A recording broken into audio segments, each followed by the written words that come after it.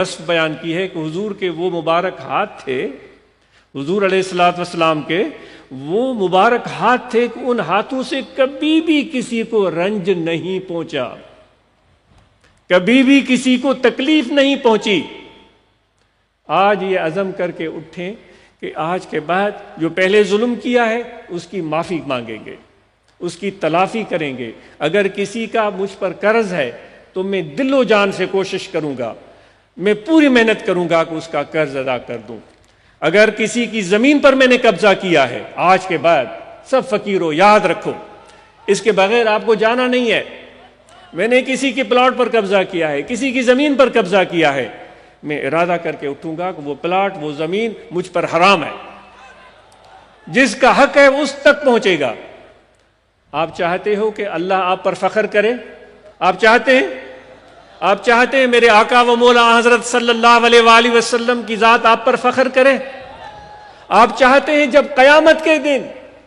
ہم اور آپ اللہ تعالیٰ کے حضور میں حاضر ہوں تو اللہ تعالیٰ ہم پر خوشنودی کی نظر ڈالے، خوشنودی کی نظر ڈالے؟ آپ چاہتے ہو کہ حضور علیہ الصلوۃ والسلام جن کی دربار پر جانے کے لیے ہم سب تڑپتے ہیں، جن کی خدمت میں حاضری کے لیے ہم تڑپتے ہیں، کیا تم چاہتے ہو کہ جب تمہاری حاضری یہاں بھی حضور علیہ الصلوۃ والسلام کا جلوہ موجود ہے، آپ موجود ہیں؟ ہم ان سے دور نہیں ہیں، وہ ہم سے دور نہیں ہیں، وہ ہمارے دلوں میں ہیں، ہمارے دائیں ہیں، ہمارے بائیں ہیں، ہمارے ہر طرف حضور علیہ الصلوۃ والسلام کا جلوہ موجود ہے۔ اگر میرے بھائیو، اگر عاشق رسول ہو اور چاہتے ہو کہ حضور علیہ الصلوۃ والسلام آپ کو اور ہمیں مسکرا کر دیکھیں، خوش ہو کر دیکھیں، اور ہمارے سر پر دست شفقت رکھیں اور کہہ دیں کہ یہ میرا امتی ہے، اور فرما دیں کہ ہم اس سے پیار کرتے ہیں، تو پھر عزم کر کے اٹھو کہ ظلم کبھی بھی نہیں کرو گے، اور کسی کا حق کسی نے ہڑپ کیا ہوا ہے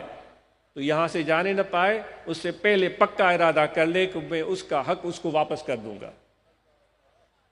یقین کریں، میرے حضور کی دعا، میرے آقا و مولا حضرت صلی اللہ علیہ وسلم کی دعا، ان سب فقیروں کی دعا ایسے رحمت کے اور رزق کے دروازے آپ کے لیے کھولے گی، ایسی جگہ سے اللہ تعالیٰ آپ کو عطا کرے گا کہ جہاں سے آپ کا گمان بھی نہیں ہے، اور آپ مالا مال ہو جاؤ گے۔ کیا آپ اور ہم سب اس چیز پر عزم کرتے ہیں کہ کسی پر ظلم نہیں کریں گے؟ اور خصوصی بات، کوئی عورتوں پر ظلم نہیں کرے گا، کوئی عورتوں پر ظلم نہیں کرے گا، اور کوئی بھی شخص کسی غریب اور مسکین کو حقارت کی نظر سے نہیں دیکھے گا۔ یاد رکھیں، حضور علیہ الصلوۃ والسلام کی خدمت میں سب لوگ آتے تھے، سب لوگ آتے تھے، ہر طبقے فکر کے لوگ آتے تھے، لیکن حضور علیہ الصلوۃ والسلام کی محبت اور پیار اور شفقت اور الفت جو زیادہ تھی وہ مسکینوں کے ساتھ تھی۔ جو مزدور پیشہ لوگ میرے دوست یہاں بیٹھے ہوئے ہیں، جو رکشہ چلاتے ہیں، جو ریڑیاں لگاتے ہیں، جو دیواریں چنتے ہیں، جو زمین میں ہل چلاتے ہیں، جو ٹریکٹر چلاتے ہیں، آپ کی اس محنت پر اتنا پیار آتا ہے کہ کاش کہ مجھے اتنا بڑا دل ملے،